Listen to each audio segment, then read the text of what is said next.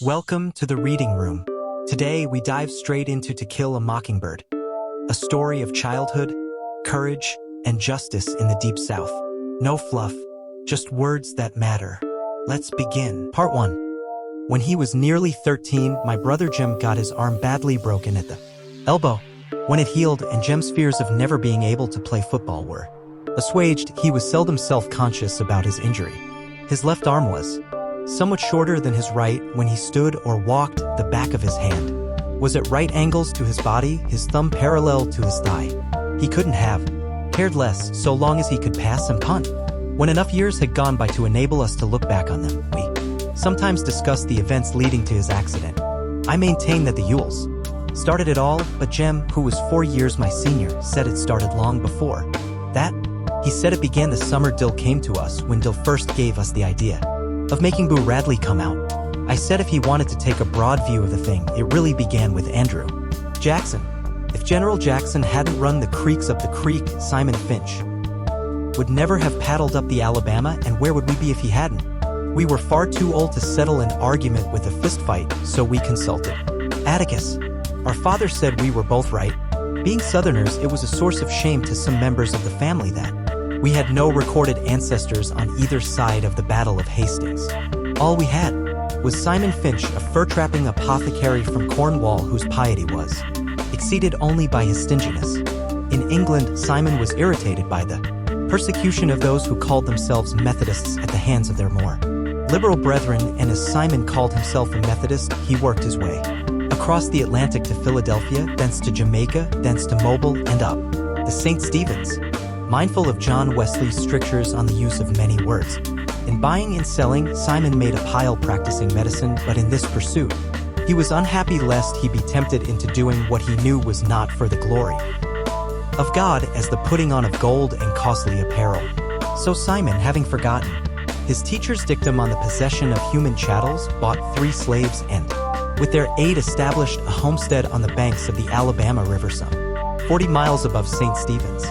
He returned to St. Stephen's only once to find a wife, and with her established a line that ran high to daughters. Simon lived to an impressive age and died rich. It was customary for the men in the family to remain on Simon's homestead, Finch's Landing, and make their living from cotton. The place was self-sufficient.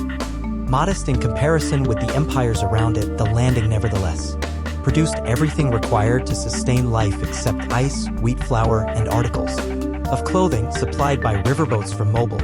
Simon would have regarded with impotent fury the disturbance between the North and the South, as it left his descendants stripped of everything but their land, yet the tradition of living on the land remained unbroken until well into the 20th century, when my father, Atticus Finch, went to Montgomery to read law, and his younger brother went to Boston to study medicine. Their sister Alexandra was the Finch who remained at the landing. She married a taciturn man who spent most of his time lying in a hammock by the river, wondering if his trot lines were full. When my father was admitted to the bar, he returned to Macomb and began his practice. Macomb, some 20 miles east of Finch's Landing, was the county seat of Macomb County. Atticus's office in the courthouse contained little more than a hat rack, a spittoon, a checkerboard, and an unsullied code of Alabama. His first 2 clients were the last 2 persons hanged in the Macomb County Jail. Atticus had urged them to accept the state's generosity in allowing them to plead guilty to second-degree murder and escape with their lives, but they were Haverfords in Macomb County, a name synonymous with jackass. The Haverfords had dispatched Macomb's leading blacksmith in a misunderstanding arising from the alleged wrongful detention of a mare, were imprudent enough to do it in the presence of 3 witnesses, and insisted that the son of a bitch had it coming to him was a good enough defense for anybody. They persisted in pleading not guilty to first-degree murder, so there was nothing much Atticus could do for his clients except be present at their departure, an occasion that was probably the beginning of my father's profound distaste for the practice of criminal law. During his first 5 years in Macomb, Atticus practiced economy more than anything. For several years thereafter, he invested his earnings in his brother's education.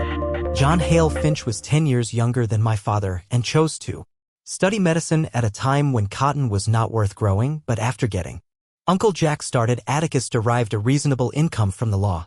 He liked Macomb. He was Macomb County born and bred. He knew his people, they knew him, and because of Simon Finch's industry, Atticus was related by blood or marriage to nearly every family in the town.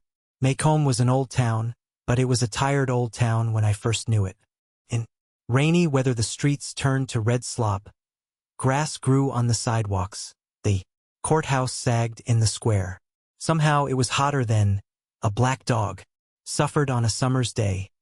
Bony mules hitched to Hoover carts flicked flies in the sweltering shade of the live oaks on the square. Men's stiff collars wilted by 9 in the morning. Ladies bathed before noon, after their 3 o'clock naps, and by nightfall were like soft tea cakes with frostings of sweat and sweet talcum. People moved slowly then. They ambled across the square, shuffled in and out of the stores around it, took their time about everything. A day was 24 hours long but seemed longer. There was no hurry, for there was nowhere to go. Nothing to buy and no money to buy it with, nothing to see outside the boundaries of Macomb County. But it was a time of vague optimism for some of the people. Macomb County had recently been told that it had nothing to fear but fear itself. We lived on the main residential street in town, Atticus, Jem and I, plus Calpurnia, our cook. Jem and I found our father satisfactory. He played with us, read to us, and treated us with courteous detachment. Calpurnia was something else again. She was all angles and bones. She was nearsighted. She squinted. Her hand was wide as a bed slat and twice as hard. She was always ordering me out of the kitchen, asking me why I couldn't behave as well as Jem when she knew he was older, and calling me home when I wasn't ready to come. Our battles were epic and one-sided. Calpurnia always won, mainly because Atticus always took her side. She had been with us ever since Jem was born, and I had felt her tyrannical presence as long as I could remember. Our mother died when I was 2, so I never felt her absence. She was a Graham from Montgomery. Atticus met her when he was first elected to the state legislature. He was middle-aged then. She was 15 years his junior. Jem was the product of their first year of marriage. For years later I was born, and 2 years later our mother died from a sudden heart attack. They said it ran in her family. I did not miss her, but I think Jem did. He remembered her clearly, and sometimes in the middle of a game he would sigh at length, then go off and play by himself behind the car house. When he was like that, I knew better than to bother him.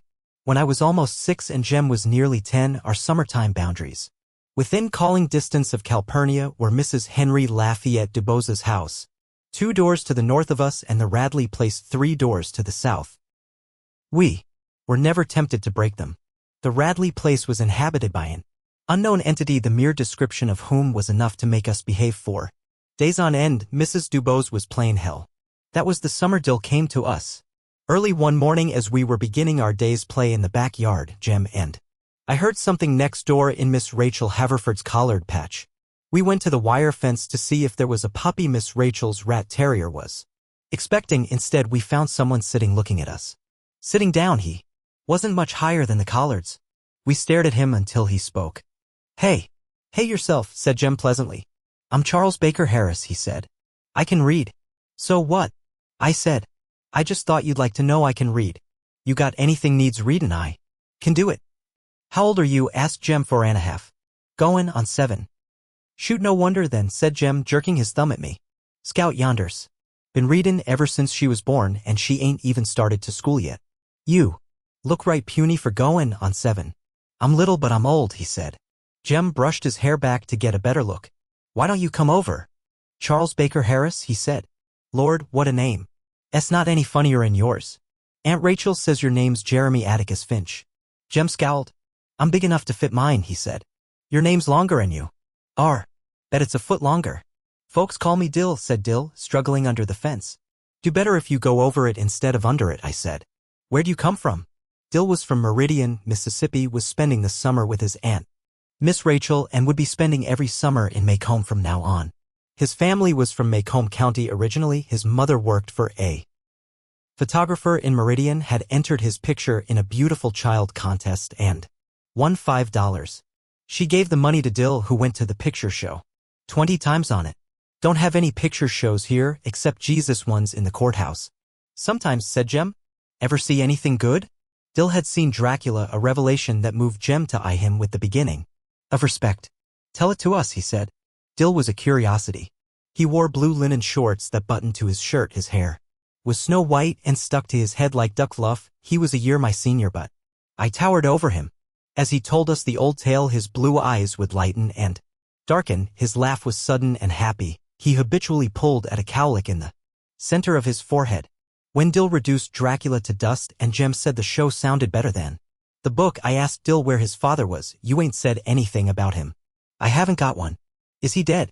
No. Then if he's not dead, you've got one, haven't you? Dill blushed and Jem told me to hush. A sure sign that Dill had been studied and found acceptable. Thereafter the summer passed in routine contentment. Routine contentment was improving our treehouse that rested between giant twin Chinaberry trees in the backyard, fussing, running through our list of dramas, based on the works of Oliver Optic, Victor Appleton, and Edgar Rice Burroughs. In this matter we were lucky to have Dill. He played the character parts formerly thrust upon me, the ape in Tarzan, Mr. Crabtree in The Rover Boys, Mr. Damon in Tom Swift. Thus we came to know Dill as a pocket Merlin whose head teemed with eccentric plans, strange longings, and quaint fancies. But by the end of August our repertoire was vapid from countless reproductions, and it was then that Dill gave us the idea of making Boo Radley come out. The Radley place fascinated Dill. In spite of our warnings and explanations, it drew him as the moon draws water, but drew him no nearer than the light pole on the corner, a safe distance from the Radley gate. There he would stand, his arm around the fat pole, staring and wondering. The Radley place jutted into a sharp curve beyond our house. Walking south, one faced its porch. The sidewalk turned and ran beside the lot. The house was low, was once white with a deep front porch and green shutters, but had long ago darkened to the color of the slate-gray yard around it. Rain-rotted shingles drooped over the eaves of the veranda. Oak trees kept the sun away. The remains of a picket drunkenly guarded the front yard. A swept yard that was never swept, where Johnson grass and rabbit tobacco grew in abundance. Inside the house lived a malevolent phantom. People said he existed, but Jem and I had never seen him. People said he went out at night when the moon was down and peeped in windows. When people's azaleas froze in a cold snap, it was because he had breathed on them. Any stealthy small crimes committed in Maycomb were his work. Once the town was terrorized by a series of morbid nocturnal events. People's chickens and household pets were found mutilated. Although the culprit was Crazy Addie, who eventually drowned himself in Barker's Eddy, people still looked at the Radley place, unwilling to discard their initial suspicions. A Negro would not pass the Radley place at night. He would cut across to the sidewalk opposite and whistle as he walked. The Maycomb School grounds adjoined the back of the Radley lot. From the Radley chicken yard, tall pecan trees shook their fruit into the schoolyard, but the nuts lay untouched by the children. Radley pecans would kill you. A baseball hit into the Radley yard was a lost ball and no questions asked. The misery of that house began many years before Jem and I were born. The Radleys, welcome anywhere in town, kept to themselves, a predilection unforgivable in Maycomb. They did not go to church, Maycomb's principal recreation, but worshipped at home. Mrs. Radley seldom if ever crossed the street for a mid-morning coffee break with her neighbors, and certainly never joined a missionary circle. Mr. Radley walked to town at 11:30 every morning and came back promptly at 12, sometimes carrying a brown paper bag that the neighborhood assumed contained the family groceries. I never knew how old Mr. Radley made his living. Jem said he bought cotton, a polite term for doing nothing, but Mr. Radley and his wife had lived there with their 2 sons as long as anybody could remember. The shutters and doors of the Radley house were closed on Sundays, another thing alien to Maycomb's ways. Closed doors meant illness and cold weather. Only, of all days, Sunday was the day for formal afternoon visiting. Ladies wore corsets, men wore coats, children wore shoes. But to climb the Radley front steps and call hee-why of a Sunday afternoon was something their neighbors never did. The Radley house had no screen doors. I once asked Atticus if it ever had any. Atticus said yes, but before I was born. According to neighborhood legend, when the younger Radley boy was in his teens, he became acquainted with some of the Cunninghams from Old Sarum, an enormous and confusing tribe domiciled in the northern part of the county, and they formed the nearest thing to a gang ever seen in Macomb. They did little but enough to be discussed by the town and publicly warned from 3 pulpits. They hung around the barbershop, they rode the bus to Abbotsville on Sundays and went to the picture show. They attended dances at the county's riverside gambling. Hell, the Dewdrop Inn and fishing camp. They experimented with stump hole whiskey. Nobody in Macomb had nerve enough to tell Mr. Radley that his boy was in with the wrong crowd. One night, in an excessive spurt of high spirits, the boys backed around the square in a borrowed flivver, resisted arrest by Macomb's ancient beadle, Mr. Connor, and locked him in the courthouse outhouse. The town decided something had to be done. Mr. Connor said he knew who each and every one of them was, and he was bound and determined they wouldn't get away with it, so the boys came before the probate judge on charges of disorderly conduct, disturbing the peace, assault and battery, and using abusive and profane language in the presence and hearing of a female. The judge asked Mr. Connor why he included the last charge. Mr. Connor said they cussed so loud he was sure every lady in Macomb heard them. The judge decided to send the boys to the state industrial school, where boys were sometimes sent for no other reason than to provide them with food and decent shelter. It was no prison and it was no disgrace. Mr. Radley thought it was. If the judge released Arthur, Mr. Radley would see to it that Arthur gave no further trouble. Knowing that Mr. Radley's word was his bond, the judge was glad to do so. The other boys attended the industrial school and received the best secondary education to be had in the state. One of them eventually worked his way through engineering school at Auburn. The doors of the Radley house were closed on weekdays as well as Sundays, and Mr. Radley's boy was not seen again for 15 years. But there came a day, barely within Jem's memory, when Boo Radley was heard from and was seen by several people but not by Jem. He said Atticus never talked much about the Radleys. When Jem would question him, Atticus's only answer was for him to mind his own business and let the Radleys mind theirs. They had a right to. But when it happened, Jem said Atticus shook his head and said, So Jem received most of his information from Miss Stephanie Crawford, neighborhood scold, who said she knew the whole thing. According to Miss Stephanie, Boo was sitting in the living room cutting some items from the Macomb Tribune to paste in his scrapbook. His father entered the room. As Mr. Radley passed by, Boo drove the scissors into his parents' leg, pulled them out, wiped them on his pants, and resumed his activities. Mrs. Radley ran screaming into the street that Arthur was killing them all. But when the sheriff arrived, he found Boo still sitting in the living room, cutting up the Tribune. He was 33 years old then. Miss Stephanie said old Mr. Radley said no Radley was going to any asylum. When it was suggested that a season in Tuscaloosa might be helpful to Boo. Boo wasn't crazy, he was high-strung at times. It was all right to shut him up, Mr. Radley conceded, but insisted that Boo not be charged with anything. He was not criminal. The sheriff hadn't the heart to put him in jail alongside Negroes. So Boo was locked in the courthouse basement. Boo's transition from the basement to back home was nebulous in Jem's memory.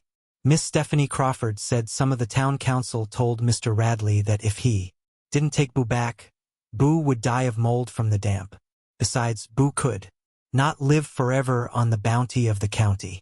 Nobody knew what form of intimidation Mr. Radley employed to keep Boo out of sight, but Jem figured that Mr. Radley kept him chained to the bed most of the time. Atticus said no, it wasn't that sort of thing, that there were other ways of making people into ghosts. My memory came alive to see Mrs. Radley occasionally open the front door, walk to the edge of the porch, and pour water on her cannas. But every day Jem and I would see Mr. Radley walking to and from town. He was a thin, leathery man with colorless eyes, so colorless they did not reflect light. His cheekbones were sharp, and his mouth was wide, with a thin upper lip and a full lower lip. Miss Stephanie Crawford said he was so upright he took the word of God as his only law, and we believed her because Mr. Radley's posture was ramrod straight. He never spoke to us. When he passed we would look at the ground and say, "Good morning, sir," and he would cough and reply. Mr. Radley's elder son lived in Pensacola. He came home at Christmas, and he was one of the few persons we ever saw enter or leave the place. From the day Mr. Radley took Arthur home, people said the house died. But there came a day when Atticus told us he'd wear us out if we made any noise in the yard, and commissioned Calpurnia to serve in his absence if she heard a sound out of us. Mr. Radley was dying. "There goes the meanest man ever God blew breath into," murmured Calpurnia, and she spat meditatively into the yard. We looked at her in surprise, for Calpurnia rarely commented on the ways of white people. The neighborhood thought when Mr. Radley went under, Boo would come out. But it had another thing coming. Boo's elder brother returned from Pensacola and took Mr. Radley's place. The only difference between him and his father was their ages. Jem said Mr. Nathan Radley bought cotton too. Mr. Nathan would speak to us, however, when we said good morning, and sometimes we saw him coming from town with a magazine in his hand. The more we told Dill about the Radleys, the more he wanted to know. The longer he would stand hugging the light pole on the corner, the more he would wonder what he does in there. He would murmur, "Looks like he'd just stick his head out the door." Jem said he goes out all right when it's pitch dark. Miss Stephanie Crawford said she woke up in the middle of the night one time and saw him looking straight through the window at her. Said his head was like a skull looking at her. You ever waked up at night and heard him, Dill? He walks like this. Jem slid his feet through the gravel. Why do you think Miss Rachel locks up so tight at night? I've seen his tracks in our backyard many a mornin', and one night I heard him scratching on the back screen, but he was gone time Atticus got there. Wonder what he looks like? Said Dill. Jem gave a reasonable description of Boo. Boo was about 6.5 feet tall, judging from his tracks. He dined on raw squirrels and any cats he could catch. That's why his hands were blood-stained. If you ate an animal raw, you could never wash the blood off. There was a long, jagged scar that ran across his face. What teeth he had were yellow and rotten. His eyes popped, and he drooled most of the time. Let's try to make him come out, said Dill. I'd like to see what he looks like. Jem said if Dill wanted to get himself killed, all he had to do was go up and knock on the front door. Our first raid came to pass only because Dill bet Jem the gray ghost against 2 Tom Swifts that Jem wouldn't get any farther than the Radley gate. In all his life, Jem had never declined a dare. Jem thought about it for 3 days. I suppose he loved honor more than his head? For Dill wore him down easily. You're scared, Dill said the first day. Ain't scared, just respectful, Jem said. The next day Dill said, you're too scared even to put your big toe in the front yard. Jem said he reckoned he wasn't. He'd passed the Radley place every school day of his life. Always runnin', I said. But Dill got him the 3rd day when he told Jem that folks in Meridian certainly weren't as afraid as the folks in Macomb, that he'd never seen such scary folks as the ones in Macomb. This was enough to make Jem march to the corner where he stopped and leaned against the light pole, watching the gate hanging crazily on its homemade hinge. I hope you've got it through your head that he'll kill us each and every one, Dill. Harris, said Jem when we joined him. Don't blame me when he gouges your eyes out. You started it, remember? You're still scared, murmured Dill patiently. Jem wanted Dill to know once and for all that he wasn't scared of anything. It's just that I can't think of a way to make him come out without him getting us. Besides, Jem had his little sister to think of. When he said that, I knew he was afraid. Jem had his little sister to think of the time I dared him to jump off the top of the house. If I got killed, what'd become of you? He asked. Then he jumped, landed unhurt, and his sense of responsibility left him until confronted by the Radley place. You gonna run out on a dare? Asked Dill. If you are, then dash. Dill, you have to think about these things, Jem said. Lemme think a minute. It's sort of like making a turtle come out. How's that? Asked Dill. Strike a match under him. I told Jem if he set fire to the Radley house I was going to tell Atticus on him. Dill said striking a match under a turtle was hateful. Ain't hateful, just persuades him. It's not like you'd chunk him in the fire, Jem growled. How do you know a match don't hurt him? Turtles can't feel, stupid, said Jem. Were you ever a turtle, huh? My stars still. Now let me think, reckon we can rock him. Jem stood in thought so long that Dill made a mild concession. I won't say you ran out on a dare and I'll swap you the gray ghost if you just go up and touch the house. Jem brightened. Touch the house, that all? Dill nodded. Sure that's all now? I don't want you hollerin' something different the minute I get back. Yeah, that's all, said Dill. He'll probably come out after you when he sees you in the yard, then Scout and me'll jump on him and hold him down till we can tell him we ain't gonna hurt him. We left the corner, crossed the side street that ran in front of the Radley house, and stopped at the gate. Well, go on, said Dill. Scout and me's right behind you. I'm going, said Jem. Don't hurry me. He walked to the corner of the lot, then back again, studying the simple terrain as if deciding how best to effect an entry, frowning and scratching his head. Then I sneered at him. Jem threw open the gate and sped to the side of the house, slapped it with his palm and ran back past us, not waiting to see if his foray was successful. Dill and I followed on his heels. Safely on our porch, panting and out of breath, we looked back. The old house was the same, droopy and sick, but as we stared down the street we thought we saw an inside shutter move. Flick. A tiny, almost invisible movement. And the house was still. Thank you for watching. Please subscribe and join our audiobook series.